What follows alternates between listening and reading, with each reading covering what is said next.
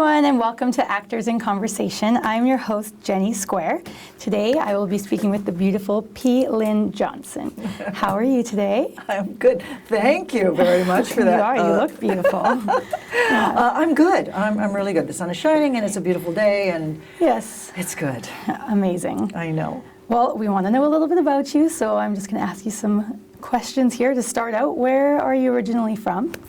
Originally, I am from a very small town in southern Saskatchewan called Tuxford, which is 14 miles out of the big city of Moose Jaw. Yes, I know Moose Jaw. Do you? Yes. How do you know Moose Jaw? I have some family right near there. Oh, wow. Yeah, that's Wow. exciting. And what brought you to Vancouver? When did you come here? So I've been in Vancouver now for, 35, 36 years. Okay. Lindsay probably knows, around Expo time. So I moved from Saskatchewan out to British Columbia years ago, and then to Vancouver, because that's where my mom moved to. So then my best friend, who I grew up with, her family moved to Kamloops, and I was like, I don't want to be in Vancouver, so I moved to Kamloops. Okay. That's where I met my now husband, and then we came out here, and so we've been here for, over 30 years. Okay, wow. Yeah. Well, we're glad you're here. Thanks. Yeah. And so let's talk about acting for a little bit. When did your love of acting start, and how did you get into it? Okay. Well, I always have loved being in front of people. And where I grew up, small town Saskatchewan, acting was not even part of my viewpoint at all, my lens. It did not include that. It just didn't exist. So, but athletics did. So I played every sport that I possibly could. And in southern Saskatchewan, we had ice for probably 9 months of the year. So of course, I was a skater. Yeah. I also did oratory, like Bryant, oratory in school. So I loved doing all of that. And then when I left, and acting was always something when it was introduced to me, and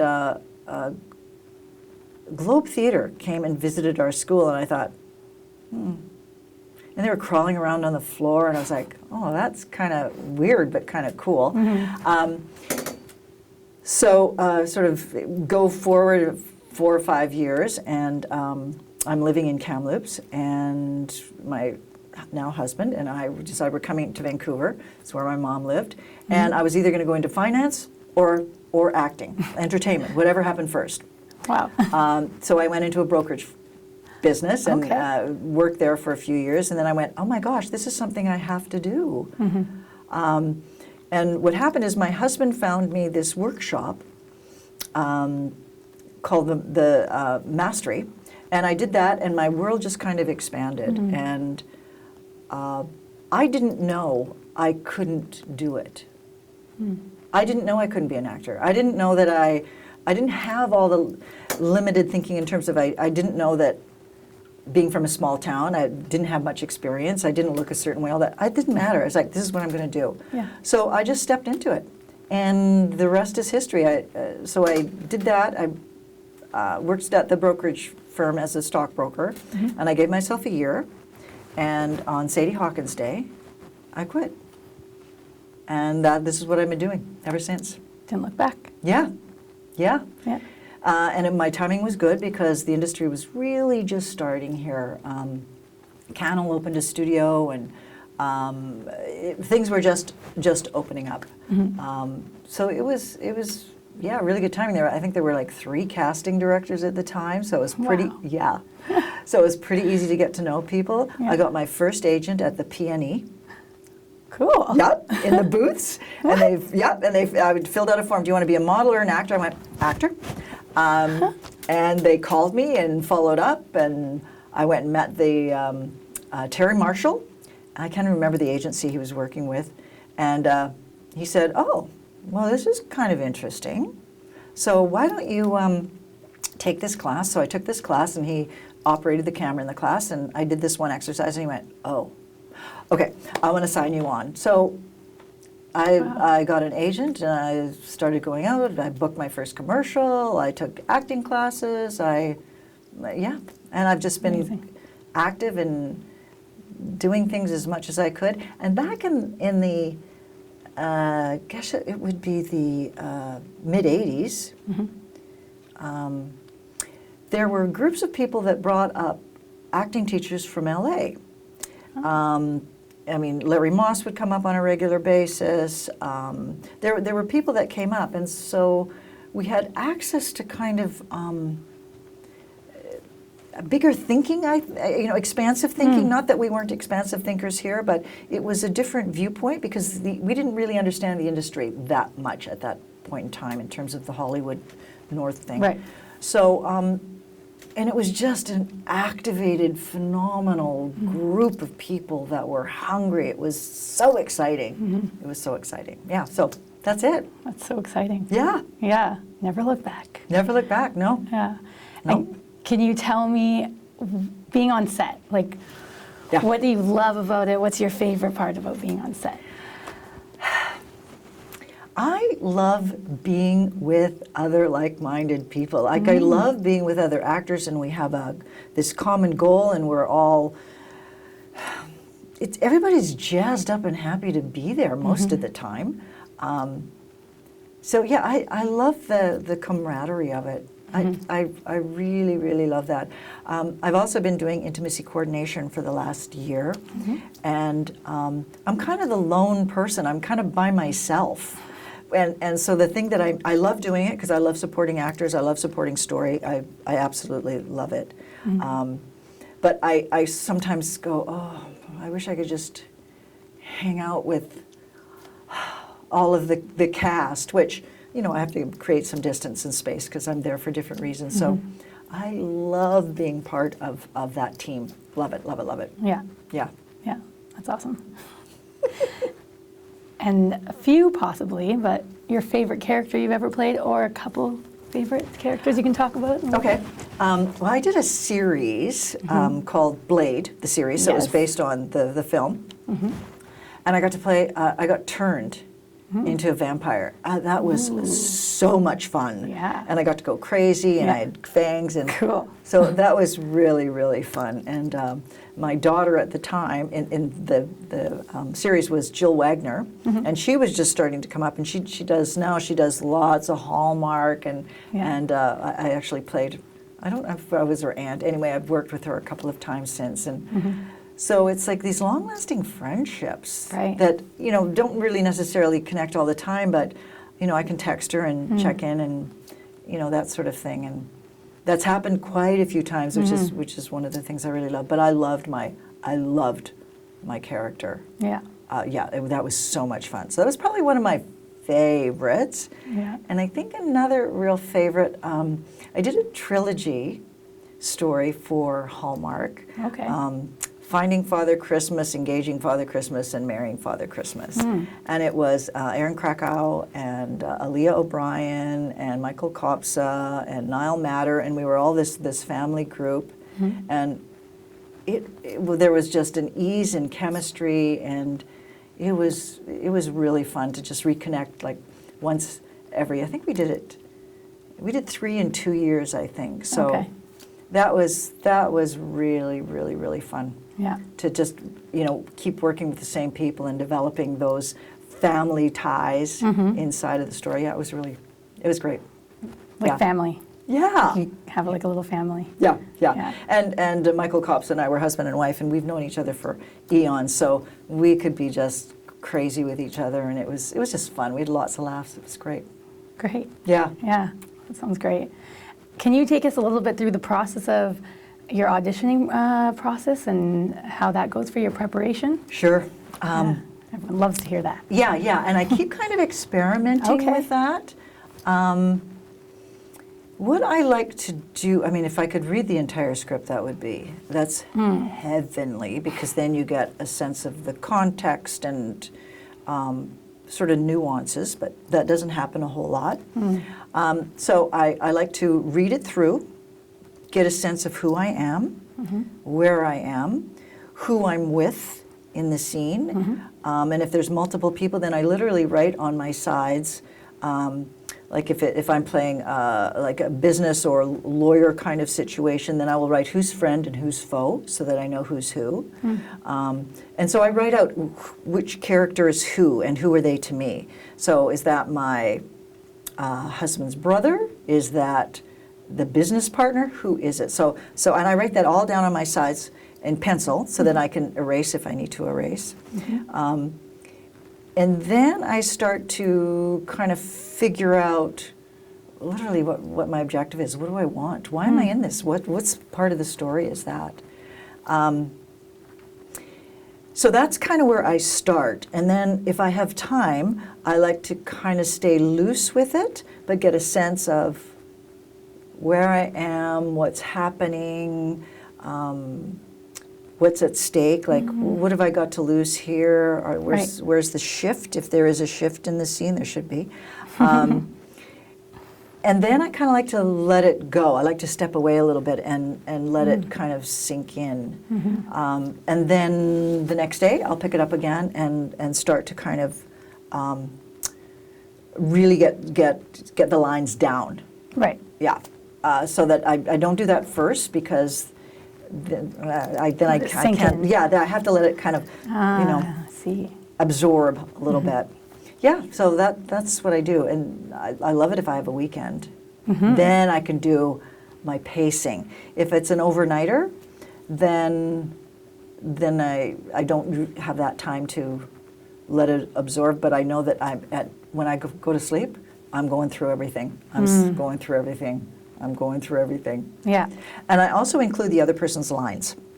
Okay. I don't just look at my lines. It's like everything, so that I know what I'm responding to, and then I'll discover, oh,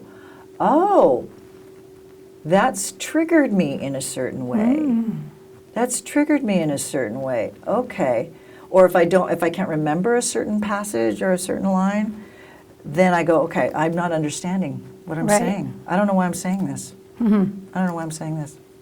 So, yeah, that's kind of my process. Yeah, it sounds like a good process. Yeah. And I've just downloaded this app, but I'm not sure I really like it. Okay. Where I read my lines, and then it's reader or myself, so I press that. And so I read it all through, and I'm not sure I'm up for that Not one. sure if I'm not sure I'm going to keep it or not. Ah, interesting. Yeah. Can you share the app? Do you remember the name? It's called Cold Read. Cold Read? Yeah. Okay.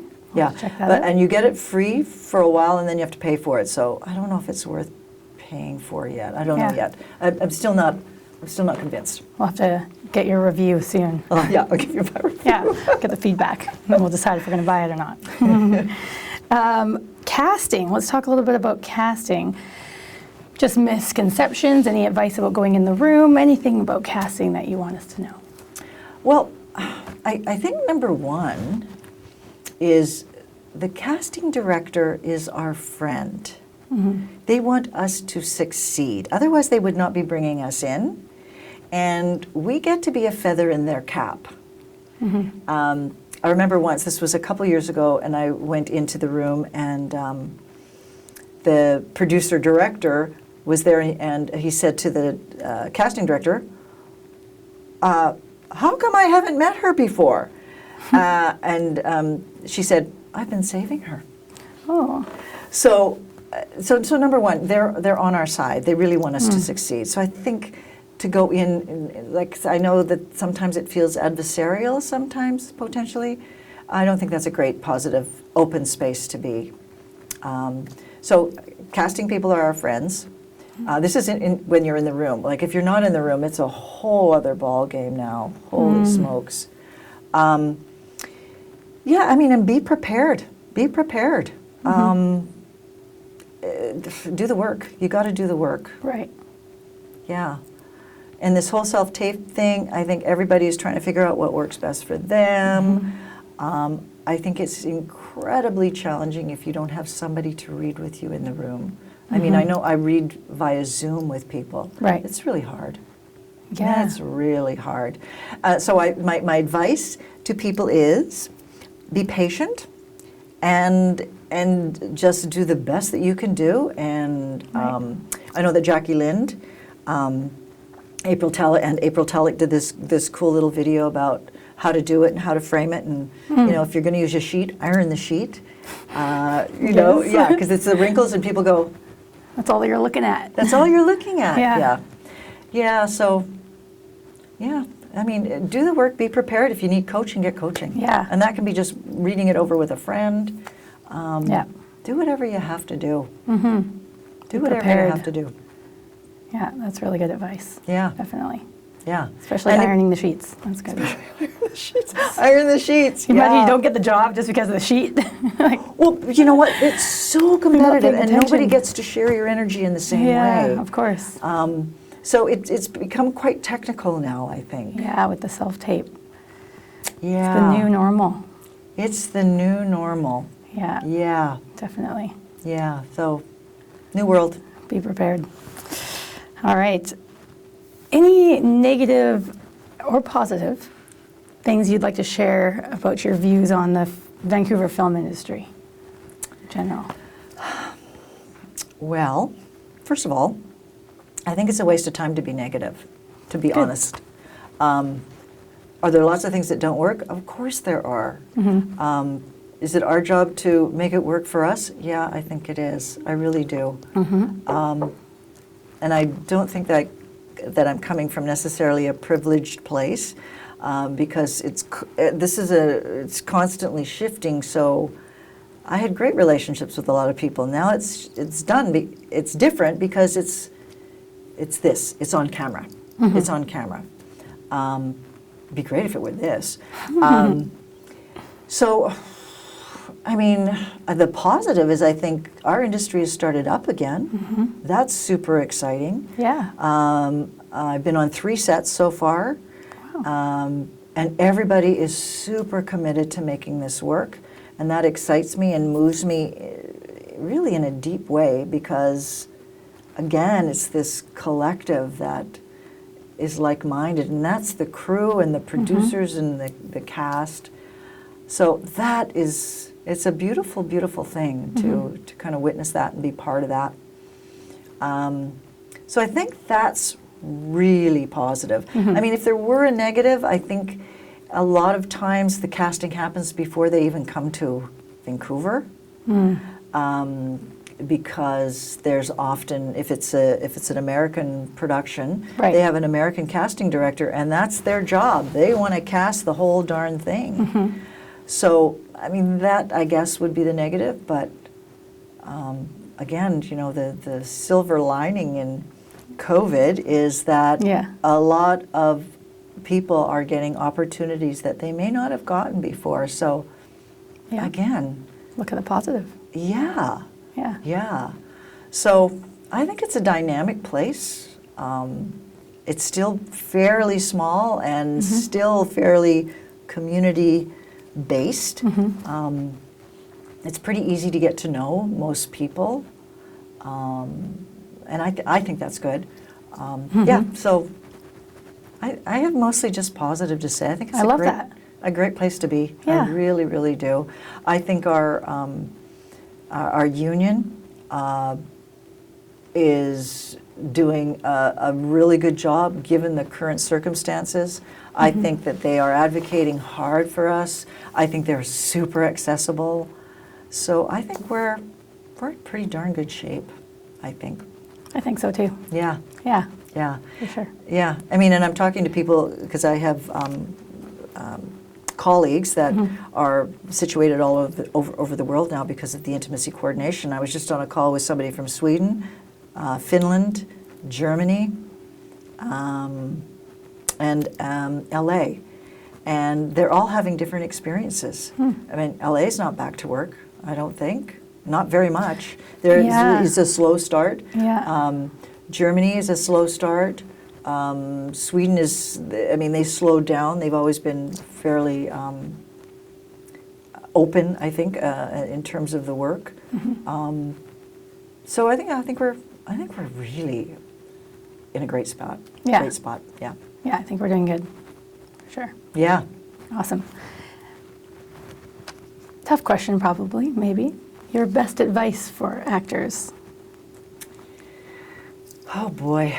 And it can be a tough one. Yeah. There's lots. That's a good one. That's a good one. I think self-care. That would be my number one. Okay. Self-talk, be mindful. Be mindful. It's pretty easy to turn in on yourself, and there's all sorts of scientific data to support that doesn't work. That doesn't expand us at all. Find people who do support you, understand what your process is in terms of what it's like to do all this prep, be super excited, be put on hold, and for that to happen time and time again. So I think that's really, really, really, really important. Don't make getting the gig the barometer of how good a person you are or how talented you are. I would say stay training, get in a class somewhere. And you're the one. It's your dream. It's your business. Treat it like a business. Treat it like a business. Yeah. That's excellent advice. And before we go, any last words of wisdom you'd like to share with us? Gosh, I think, for me, the big one, and one of the things I like to always remind people of is you have to be kind to yourself. You really, really do. And I think we have to be kind to each other. And it's really challenging, particularly if you've got a friend group and you're all in the same, you're going out for the same things. You know what? If they didn't pick you, and they pick someone else, it's something you have no control over. Just keep doing what you do, and find people that support you, and do the work, and be kind to yourself, in particular. Yeah. Self-care, number one. It's so big. Any tips on the self-care? Well, number one is self-talk. Yeah. Be mindful of how you talk to yourself. And I know that there's this experiment in this, lots of people have done experiments, but at this school they had two plants and they were in the same spot, beside each other, same amount of light. All the kids came by and it was labeled, talk mean to this plant. This one, you talked lovingly to. Yes, like, I've it's so heard nice to about see you. this. You're so beautiful. I hate you. You're ugly. And they did that. Watered them the same amount, fertilized them the same amount, and guess what the result was?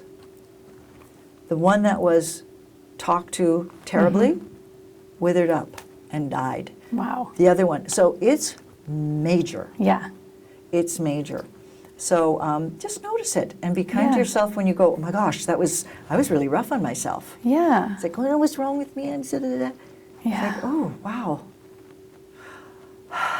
There it is again. There it is again. Yeah. It's okay. Yeah. It's okay. What can I learn from this? Or maybe I need more time. Maybe I need to take more time. Or maybe I need to take a breath before I go into the room. Or, oh my gosh, I didn't like what I was wearing. Or whatever it is. Yeah. It's like, oh, okay, great. I can change that. I can change that. Yeah. You can't change how tall you are, what color your eyes are, what color your skin is, change your color of your hair. But there's certain things we cannot. We've been gifted with this. Gifted. I like that. Right? Yeah. And I think also what's really great is people are now speaking in those terms. It's like, oh, just because I have this doesn't mean that I can't be seen. Doesn't mean, yes, you can. Yeah. There's a place for everybody.